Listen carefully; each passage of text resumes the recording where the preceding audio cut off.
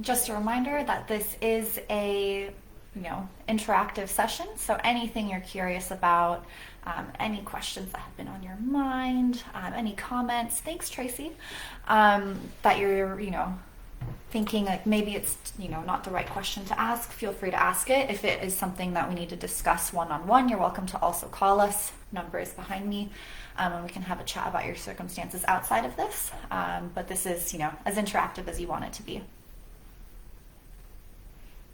All right, so I think we will get started. So my name is Natalia, and I am a member of the Fostering Connections team. So what we're going to be talking about today is the Victorian foster care system. So if you're tuning in from somewhere else in Australia or somewhere else from the world, some of the nuances will be a little bit different, but hopefully this can inform you a little bit about what foster care is and how you can help if you're interested. So before we get started, I'd like to acknowledge the traditional custodians of the land on which we are streaming from today. For me is the lands of the Wurundjeri people of the Kulin Nation, and pay my respects to elders past, present, and emerging. Sovereignty was never ceded, always was, and always will be Aboriginal land. Thank you. And really quick shout out, as we're already swinging through August, which is just wild. This year is going crazy and a lot of Victoria is in lockdown. We want to highlight that Foster Care Week is in September. It's from September 12th to 18th. It's an annual celebration to raise awareness about foster care in the community and also highlight the wonderful work that foster carers are doing to support children and young people that are in their care. So feel free to check out our website. We've got a live Foster Care Week page on there. We're highlighting a lot of the work that agencies are doing. We've got a prize draw for foster care, so if you know anyone and you want to let them know, they can put their name in and see if they can win the prize. It was really, really popular last year. And then you can visit and see what other events we have. So that we might pop that link into the chat. I'm not sure if we'll be able to do that. Oh, no, we already did it. So we'll jump into that. So Fostering Connections, you might have heard of us before, but we are Victoria's statewide foster care recruitment service. So we aim to support the public in understanding what foster care is, how you can support a child or young person in care, what the process is to becoming accredited. So we answer all of those general questions and also more personal questions if you want to call up and have a chat with us or inquire through our website. If you feel ready to go on to the next step of becoming a carer, we can also refer you to an agency that's in your area, because agencies in Victoria are dependent on location, and so we have that all that information on our website and on our inquiry form. So you can definitely be able to see that. And if you do want to get in touch, our website is fosteringconnections.com.au, and our phone number, as you can see behind me, is 1-800-013-088. So you'll be able to speak with myself or someone else on the team. About myself, I have been working in foster care for over 8 years, and I have worked directly with children and young people, with foster carers, with their birth families. I've done recruitment and an assessment of carers, so we can get into the details of anything you're curious about, and our team is really keen to support you in learning how you can jump on this journey. So in terms of what foster care is, so foster care is the temporary care of children and young people who can't safely live at home. So these children and young people can be anywhere from 0 to 18. They might have had child protection involvement or a circumstance that has led it to not be possible to stay at home if there's no family here. So you can imagine some children from refugee backgrounds if there's no family available. I once worked with a family whose parents had emergency surgery and they were refugees, and there was no one else in the community or in their family that could support the children for a couple of nights while the parent was in hospital. So it is a very diverse experience that leads children into coming into care and what carers might be able to offer and support. But the most important thing is that the goal of foster care is for a child to return to their family.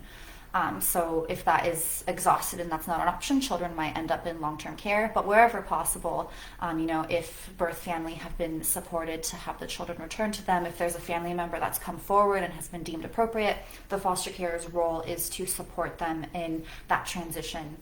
so they can safely return home, because that would be the best outcome for them. So there are long-term care, and we'll go into those things as well, but just knowing that the goal of foster care is to keep families together and then provide that safe space, whether it be just for a short period of time or longer, home if that's an option. At the moment, there's over 11,000 children in out-of-home care in Victoria, and that is that broader umbrella of foster care, kinship care, residential care, and there's probably around 2,000 children in Victoria that are in foster care. So those statistics, the ones we have are from 2019, but that number has increased, and as we know, the impact of COVID and the pandemic is only adding more stress on families.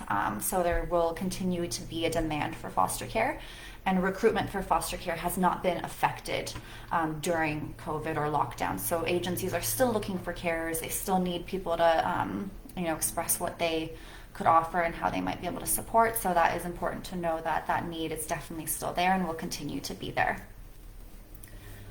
Any questions at this stage? Otherwise, I'll jump into the process of how you become a carer. And all this information that I'm sharing today, you can find it on our website as well. So if you want to log in there, we've got some great resources. We've got information packs that you can download. We've got blogs. We've got stories of lived experience from people who've been in care, people who have been foster care. So there's a lot of information that you can dive into there if you're into some of that. So that's an option too. All right, and there's no questions. So in terms of who can become a foster carer, so it can be anyone in the community that really wants to offer that support, be open to learn, and wanting to make a difference in a child's life. So the essential prerequisites are having a spare bedroom. So an agency will want to explore with you that you have a spare bedroom and a space for that child that can be safely for them to feel comfortable in your home, and to have room to take some time out to themselves and things like that. So it needs to be a room that's specifically for them. They can't share a room with a child of yours that's already there. And foster carers can come from all backgrounds. So you could be single, you could be in a relationship, you could be in a home with in a share house with your best friend, and you guys, really want to provide some support back to your community, especially now. You could be renting, you could be owning your home, you could be in a same-sex relationship, you could be from any cultural background, any religious connection. So it really is just about your interest and passion to support children in care. So you don't need that previous experience of having children of your own. You get a lot of support from the agency as you go through the process, and we'll go into that. You get training, and that then guides you to work with the agency to make sure you're supporting children. And any questions about that so far? It is important to note that the process to become accredited can take a little bit. So we're seeing around 6 to 9 months at the moment. It can go a little bit faster. But if you're just interested now, you can get that ball rolling. You can link in with an agency that's near your home. And, at any point you want to withdraw, you can as well. So you're not locked in at any stage. It really does go with you, and it's very flexible to meet your needs. Especially now with us all moving to a remote working and all of that, it's gotten very flexible. So in terms of the process of becoming a carer, so there are a number of steps that you need to do to become accredited, and it is standard across the state. So regardless of which agency you go with, where you are located, you do have to go through these steps. So if you come through us, you can go through our website, submit the inquiry form, and on the last page it'll tell you which agencies are in your area. You're welcome to choose one, or you can be randomly allocated to wherever has the greatest need. Or you can give us a call and we can talk through any questions that you have and submit the referral to an agency then as well. What will then happen is you'll get an information pack from us via email or automatically sent to you if you do it via our website. Then within a couple of days, the agency will give you a call. I also ask everyone to check their emails to make sure nothing's gone into spam, because that does happen quite a bit, with further information. And then when you connect with the agency, they're going to have a chat with you about what you're interested, answer any questions that you have, and then they will invite you to an information session. And information sessions, pre-COVID, a lot of them were face-to-face. Right now, we're seeing a lot of flexible delivery in that. So some agencies have it available online, other ones have a Zoom session. Pending lockdown and what's happening in your region, it might be face-to-face. So the agency will explain all of that for you and let you know when the next one is. And that's a great thing. Like, some people want to attend that with a support person that's going to be, along the journey with them and helping them out with that, or maybe someone they want to, pick their brains to see whether it's the right thing for them to continue. And then if you feel ready to continue and you feel that the agency is the right fit for you and vice versa, you can then register for training. And so training is mandatory across the state, so everyone has to complete the training. It's called Shared Lives Victoria, and it has about 16 hours of content. So when it was face-to-face, agencies either ran it on consecutive Saturdays, over 2 consecutive Saturdays. Some agencies ran it in the evenings over a couple of weeks, ideally with the same group. Now what we're seeing is also Zoom sessions, so agencies are running that as well, and there are some online materials out there. So when you get to that point, the agency will let you know when the next trainings are and if there's availability to book in, and then you can register for that and begin that process. And like I mentioned earlier, at any stage you can withdraw. So if you're like, it's actually been very eye-opening and I just don't feel like it's the right time for me just yet, you can step away at any stage and then come back to it whenever you're ready. Any questions about the training in particular? It does cover how the out-of-home care system works, what your roles and responsibilities are as a carer, how to support birth family contact, how to support a child's connection to culture, especially for Aboriginal and Torres Strait Islander children. There are a number of Aboriginal controlled community organizations in Victoria as well, so we can have a chat with you about those.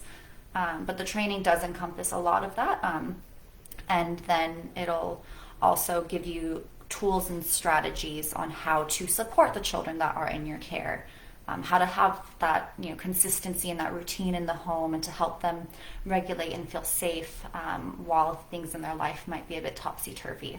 So it is a really fantastic training. We get a lot of wonderful feedback. And the expectation is that anyone over 18 in the home attends the training. I've worked with a lot of families who are going through the recruitment process that would have their own children attend when it was appropriate. So if they were adolescents, they would ask, would it be appropriate for my child to come to this day of training? So I want them to be involved in the process. And we've always had really great feedback. Everyone always comes out of it learning something new, finding something out about themselves, and also learning about what it'll be like when they invite a child into their home and into a part of their family. So it really is a great piece of training. Once you have completed the training, then you move on to the next step, which is assessment. And the assessment is a conversation between you and the agency over a number of visits about what will be the best fit for yourself to provide types of care. So what kind of care do you want to provide? What is that going to look like? What sort of support do you need? And vice versa, what the agency can offer you and what their recommendations will be. Following that goes to a panel for approval, and then once you get your accreditation, you are then able to provide that sort of care. It also gets reviewed annually, if not more. So if you want to change your type of care that you've been approved for, there's always room for that with discussion with your agency. But once a year, you will also go through an annual review that will look at your accreditation and see what went well, what didn't go well, what do you want to offer moving forward, and if anything needs to get changed there. So that is also an option for you. Any questions about the recruitment process?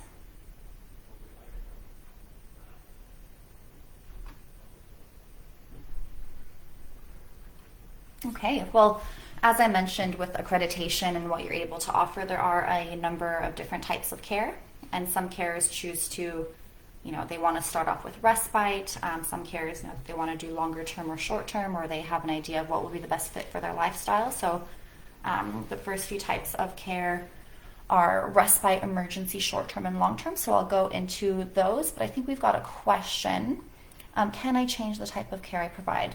Yeah, absolutely. So once you get accredited, perhaps you can have a chat with your agency if you feel ready to jump to the next step based on what you've already been accredited for. you can have that conversation with them and they can amend that for you. So that is definitely an option there. So it is really flexible. It flows with you. I've worked with carers who provided short-term, long-term care, and then their lifestyle changed and they needed to switch to respite, and then they were able to do that. So it will change with you and grow with you. So yeah, thank you for that question. So in terms of respite care is short-term care on the weekends. It's planned. It could be a couple of days. It could be school holidays. And it's often supporting children that are in a long-term placement, or sometimes kids that don't have another placement option, and they can stay with you for that planned and set period of time. You could have the same child coming to stay with you regularly on a monthly basis, or you might just be like, I've got a very busy schedule, but I want the agency to know that I am available on these days of the month, and I want to be approached for placements.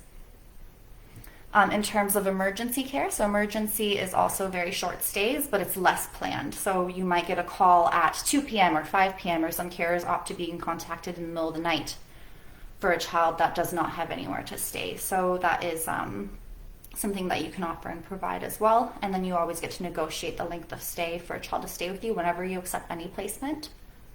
And then you've also got short-term care, which can be a couple of weeks to a couple of months. That might be supporting a child that's going through court orders and the court proceedings. It might be for a child that's transitioning to a long-term placement, and they're working on identifying that. So there's options for that. And then you have long-term care, which is a child staying with you until the age of 18. So any questions about types of care or what that looks like?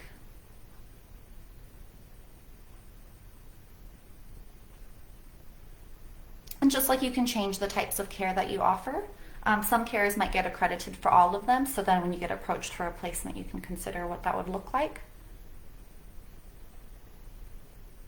Some carers might be offering short-term care and be approved for that, but then they realize they want to provide long-term care for this child if that's what the child needs. And then they can discuss that with the agency and be accredited to provide long-term care. So it does really change and grow with you.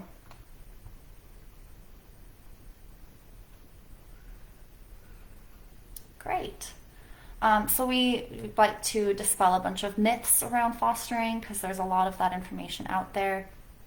One of the most common myths that I came across when I was doing assessment of foster carers and what they were thinking about, before they actually took the plunge and started the process, is that they didn't understand that it is so flexible. So someone would be like, well, I thought I had to do it long-term, permanently, day in, day out, but now that I know I can provide emergency and respite, I'd love to do that. So that is definitely something that is available. And we've got a question from Melissa. Is long-term care different to permanent care? So yes, it is. So in long-term care, a child is still the guardian is the department, or potentially the birth parent if there are shared care orders. With permanent care, the carer becomes the guardian for that child. So the agency and child protection are no longer involved in that sort of capacity. As a foster carer, you're still working with the foster care agency. You still have that wraparound support and the remaining involved with you. So hopefully that's answered your question, Melissa. It's a great question. Another thing that we like to clarify is that you can be working full-time if you're a carer. So a lot of carers, we live in a modern world, everyone's really busy, but they still want to help. So then it's just about looking and seeing what would be the best fit for you. So is that doing respite care, or is it doing long-term care but accessing childcare and things like that? So there's definitely a lot of flexibility there, and you can care regardless of whether you're working full-time, part-time, if you're not employed, if you're a stay-at-home carer, the flexibility is there, so that wouldn't hinder you from being able to go ahead.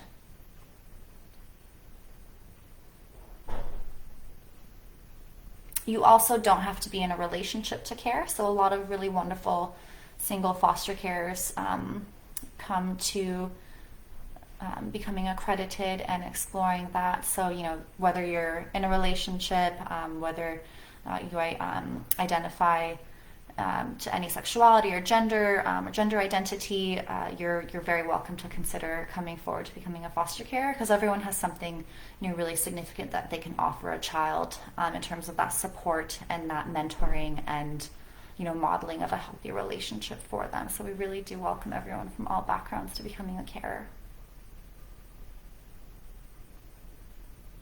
Just checking to see if there's any questions. You also don't have to own your home to care. So a lot of people are renting. So as long as you have that spare bedroom or multiple spare bedrooms, depending on where you are, whether you're in Melbourne CBD or whether you're out in regional Victoria, you're very welcome to consider that. And there's no requirement to be owning your home. Same with parenting experience. So children and young people in foster care just need that stability and support. And anyone can provide that. So if you have concerns about your experience with children, you can also discuss that with the agency, and they'll talk you through what the support looks like that they offer and what the training will cover. But you will be linked in with the caring community near you. There are a number of agencies that support foster carers, like FCAV, which is the Foster Care Association of Victoria. They're a peak advocacy body for carers. And so there's a lot of support there, so that you're never alone in it. Your agency will also be a core part of your support. You'll be meeting with your case manager regularly. You will be working with the care team and all of that. So you're never alone in it. You pull on your own support networks. That's part of the assessment, is exploring to see what that will look like for you, what sort of support you will need, who's your emotional support, who's your practical support, where can you get additional support when you need it, because we know that self-care, especially now with everything that we're going through, self-care and looking after yourself when things are a bit heavy is really important, and that doesn't change when you're a carer. So to provide the best care for a child, you need to make sure that you're looking after yourself. So the type of involvement and support network that you have around you is important to consider, and knowing where to go when you need more help, because everyone needs a little bit more help sometimes. Another question, can children in long-term care become permanent care? That definitely does happen. So your agency or the department may approach you if a transition to family isn't an option and it's been identified that the child is to remain in long-term care. You may get approached and asked if you would consider becoming a permanent carer and what that looks like, or the child in your care, depending on their circumstance and situation, may be better suited to entering permanent care based on their age and their needs. So it's always a decision that's case by case, and then you as a carer can consider that to yourself about what's going to be the best fit for you moving forward. Like, do you want to stay with the foster care agency and have that support, or do you want to be more independent in that space as a guardian for that child?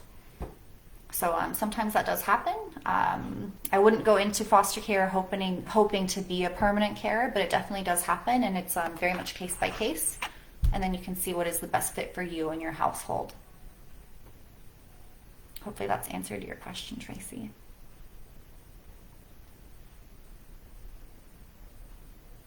And so on that note, fostering is not the same as adoption. So when you adopt a child, you become the permanent legal parent of that child or young person. In foster care, you will be a carer for that child either for a period of time with that goal of wanting to reunify them. And then if you provide long-term care, that child's family is still their family. I think that's really important to highlight how important connection to family is for children in care. We know that it helps them feel safe and to settle and to understand their circumstance. So we always really highlight the importance of having that connection. And a lot of foster carers can do some really beautiful work with birth family. Helping a child celebrate significant holidays, Mother's Day, Father's Day, any cultural traditions that child has. I worked with a foster care family that advocated for the children to have more contact when they were on long-term orders. So their orders had said contact 9 times a year. And then these carers actually said, well, these little girls need more. They want to see their mom and dad more. It's better for them. And they advocated for monthly. They also would invite the family and letting the agency know that this was happening. This was always, pre-approved with the agency, but the family would get to attend, significant awards events at schools. They supported the girls to, go to extended family, holidays to see their grandparents and things like that. So there is some really beautiful and significant work that can be done as a foster carer to help a child feel safe and loved and connected with their family and also their culture and their community. So, yeah. Any other questions? And Tracy, with your comment, like it is hard to let children go. No one sugarcoats that. If a child is transitioning out of your care and you had a beautiful connection with them, during your training, the agency will likely introduce you to a foster carer that works with them, and so they'll talk a lot about what these experiences have been like. And what we know is that a lot of foster carers will express that as hard as it is for a child to transition out of their care if they are being reunified to family or going into a long-term placement, it is so rewarding to see the next chapter for them and to see that you made a difference there for them too. So there are lots of connections you can make with other carers to hear about what that is like and then identify if that is the right fit for you. And then it's pulling on your support network, working with your agency. Your agency will support you whether you want to take a break short term from caring or whether you want to continue on. So all of that is based on what's going to be best for you and what that's going to look like and how to support you through that process.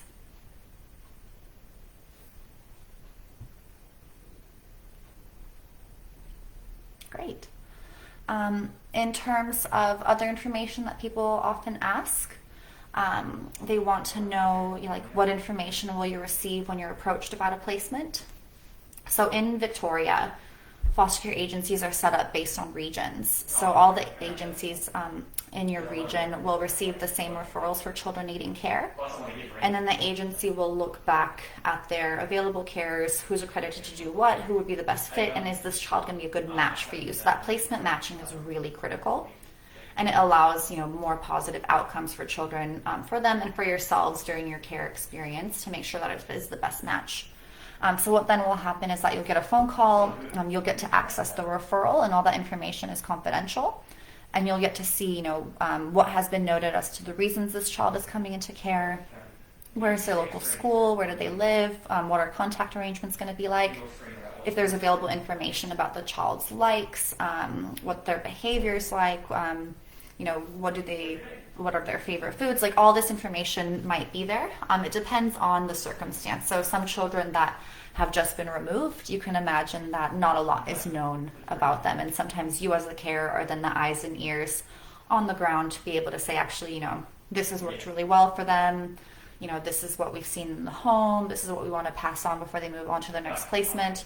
And then you can be that source of information for the next carer or individual who looks after them to share what has supported that child.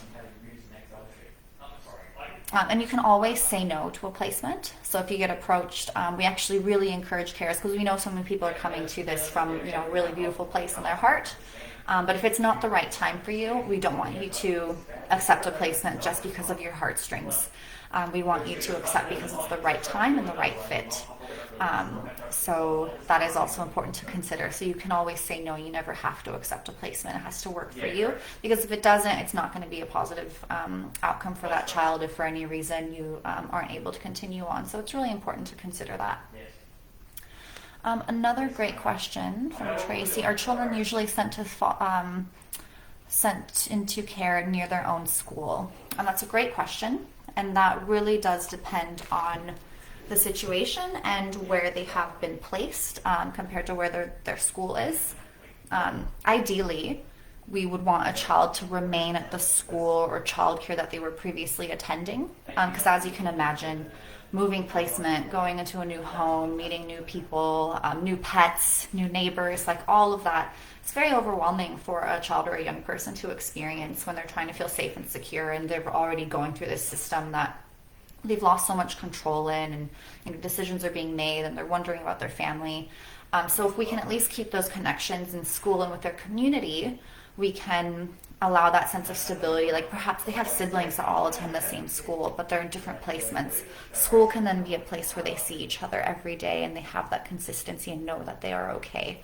The connections with their teachers, with other students in their classes and their friends, like all of that is a part of helping a child feel safe and secure. So wherever possible, we do want to support children to stay in their school if it's feasible. So in that case, there might be transport organized, or perhaps your home is close enough to that school that you can support them in going there. We will often see schools change if it is in the best interest of the child. So that's a decision you make with your agency and with child protection. And then looking at for the reasons for school changing, like is it because they're going to be in long-term care with yourself? And then it's looking at permanency, in your home and in your local community. Is it, just exploring the situations there. But often we, try our best, and the goal is always to remain in the same school. It's a great question. Thank you. Another really common question that people ask is, can they choose the type of children that they care for? So that is definitely something that you consider as you go through the recruitment process. And then if something's changed after you've been accredited, like I mentioned before, if you want to change the types of care, you can also consider changing the ages and types of children that you care for, whether you were accredited to provide care for one and then you want to provide care for siblings, like that can all be explored. And that is also explored during the assessment process. So it's going to look like, what would that look like for you? What age do you think would be the best fit for you to care for? How available are you? What does your lifestyle look like? And then the agency will also have their recommendations as to what that will look like. Any other questions?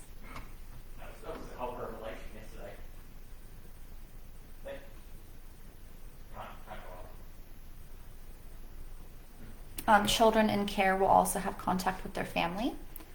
So I mentioned earlier the foster carers who advocated for more contact and were really supportive of those children's connection to family. As a carer, that is a part of your role. So regardless of if the child is on a long-term order already or whether the court is still deciding what the outcome will be, there will be family contact for that child. So it might be a couple times a week, but you'll get to know exactly what that looks like, and the agency will support you in it going ahead. So when it's going through court, it is often supervised by child protection or by the agency, so they'll walk you through all of that, and you learn a lot more about that in your training as well. But we know that the more positive a child has, connection a child has with their family, the better the outcomes will be, the more secure they will feel in their home. So the training does cover that a little bit, quite a lot.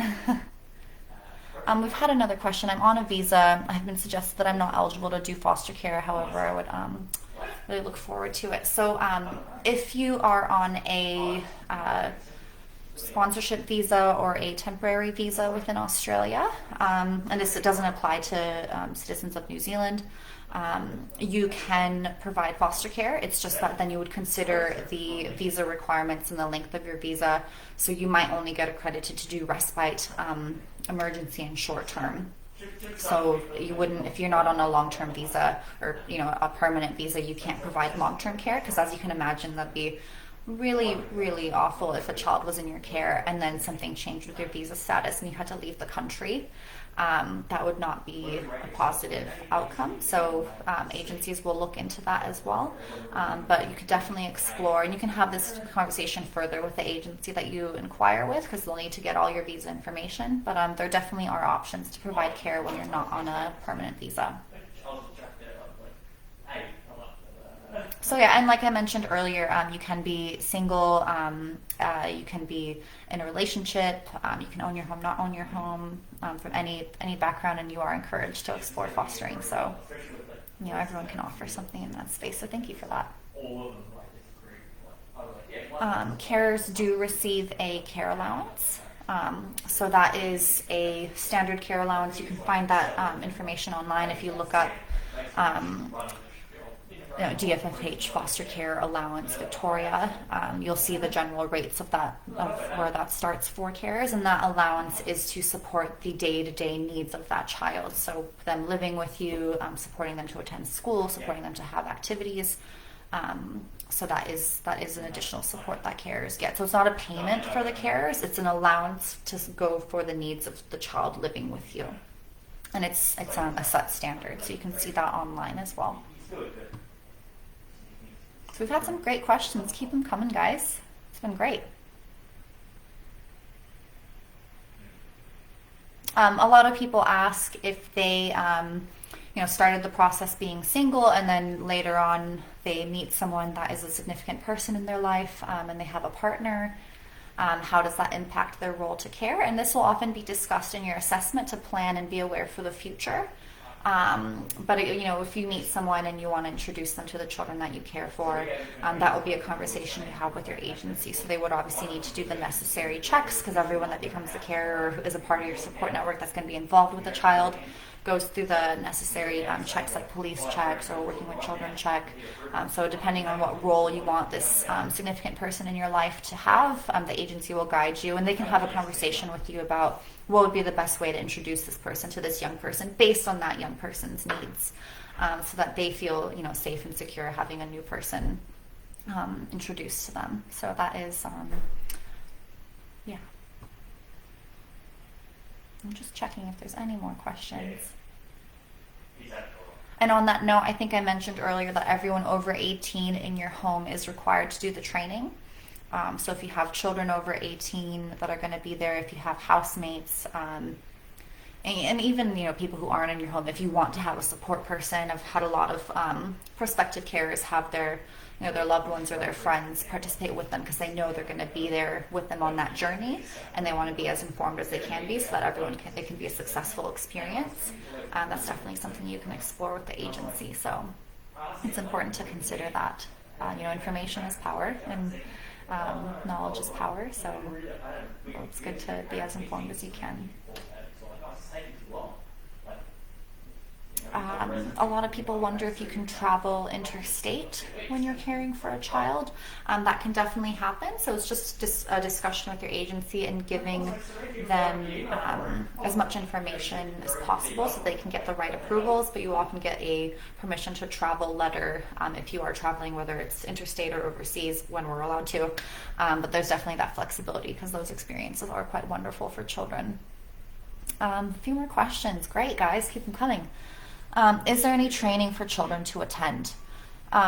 So over 18 children in your home are encouraged to attend the training. If they're under 18, we've definitely worked with a lot of prospective carers who had their adolescent children attend the training. Some of the content for younger children wouldn't be appropriate. When you are a carer, there are definitely some trainings that are geared towards children, so some agencies do offer that. There is a full set of support for accredited carers and ongoing training portals that are online and in person when restrictions permit. And there definitely are some trainings for children to understand that. Children are also included in the recruitment process. So when you go through the assessment, the agency worker who's doing that assessment with you will be connecting with everyone in your household. You also have reference checks completed, and if you have children in the home, regardless of what age they are, they will spend some time with the worker to just identify what their understanding is of care and what that would look like when a child does come into the home. So they are included in that process. We have one more question. I work a lot of different hours. How does it work with late hours work?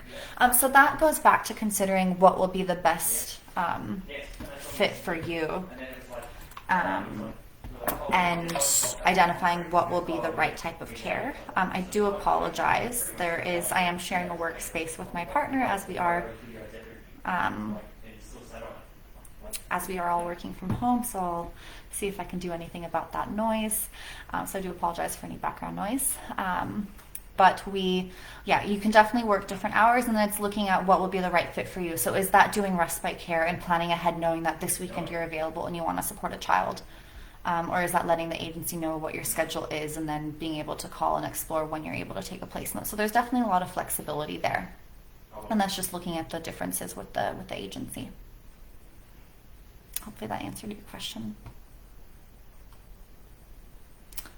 A lot of people ask if they've worked in the field or if they have relevant experience. Do they need to do the training? Regardless of what you've done and what your experience is, the training is mandatory. And you do have to go through that. But everything that you come and bring with you, is a benefit to your understanding and how you can support children. So it's great to bring your own knowledge in and being able to share that with your peers and training and with the community that you end up working with. So there's definitely that too. If you have a working with children check, then you add the agency as an organization within that check. If you don't have one, you get it free as a volunteer, and then you log the organization that you're going to be working with as for that check. So there's no cost involved. So there's no cost for attending the training. There's no cost for completing the police checks or getting a working with children check. It's just your time. So the agency will support you with that and answer all those questions for you too. And finally, you can only become accredited with one agency. So when you inquire through us, we will recommend that you just go to one and see if it's the right fit for you. And if for some reason you're not able to go ahead with them, or it's not the right fit, you can then re-inquire with a different agency. But we do recommend trying to go one at a time. But also feel free to do your own research so you can see what agencies are in your area, and then see what will be the best fit for you based on what you find about them or what conversations you have. And we might start wrapping up, so feel free to send any of your last questions at this stage. We will continue doing these Facebook Lives, so the team here will be happy to answer your questions. In the interim, you can always give us a call. You can see stuff online, and we also keep these recorded on our Facebook page if there's anything you want to check. How long is the process to get started? So it can take a while. So at the moment we are seeing 6 to 9 months, give or take. For some people it can be quicker. For other people it can take a little bit longer. And it's just about like how quickly you get your application in, how soon you can get into the training. There's a number of checks that get completed, a GP check, references. So getting that involved, how quickly your assessment can start. So that is, it can take a little bit of time, but the agency will also let you know what the time frames are for them as well. So it's a good conversation to have once you're linked in with the agency and on that next step. What makes a good fit with an agency? So I think that really just depends what you're looking for, and if their values sit, with and align with yours. The type of care and the support that you receive will be standard across the state. Some people have a preference for an agency whose office is closer to them. Some people have a preference for an agency if they have, faith-based ties or historically faith-based connections. Some people prefer an agency that isn't connected with any faith. Some people want to go with an Indigenous agency. So it really is about thinking what's going to be the best fit for you and what you want to offer. There's smaller agencies, larger agencies. So there's something for everyone out there, and they're all fantastic. So we'll start wrapping up now. So just wanting to share some final words. We've got Foster Care Week coming up in September. We really want to encourage anyone that's curious about being a carer to continue looking into this and exploring what they can do to offer, because it is so flexible and it can grow with you depending on what you can do. And just celebrating the wonderful work that foster carers do to support the children and young people who are so resilient and incredible in Victoria. So thank you for that. Feel free to give us a call, and we look forward to chatting with you in the future. So thank you. Have a good day, guys. Stay safe.